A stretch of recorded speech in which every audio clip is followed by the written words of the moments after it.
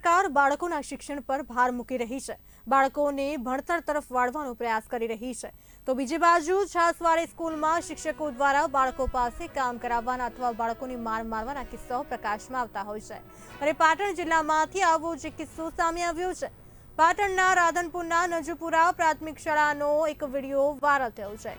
શિક્ષણના દામમાં વિદ્યાર્થીઓ પાસે મજૂરી કરાવતા હોવાનો વિડીયો જે છે વાયરલ થયો છે।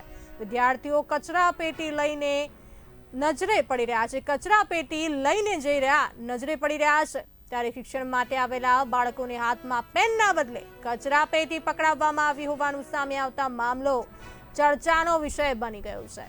વિડીયોમાં વિદ્યાર્થીઓ કચરા પેટી લઈ જતા જોવા મળી રહ્યા છે। જો કે ઇન્ડિયા વાયરલ થયેલા વિડીયોની કોઈ પુષ્ટિ કરતું નથી। જો કે શિક્ષણ સંસ્થાનમાં મજૂરી કરાવવાના આક્ષેપો ચર્ચાસ્પદ બન્યા છે।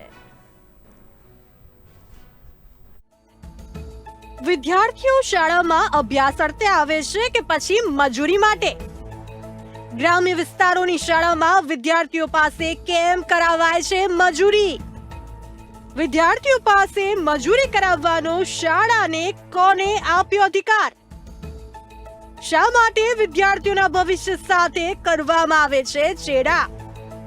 મજૂરી કરાવતા શાળાના આચાર્ય શિક્ષકો સામે ક્યારે કાર્યવાહી?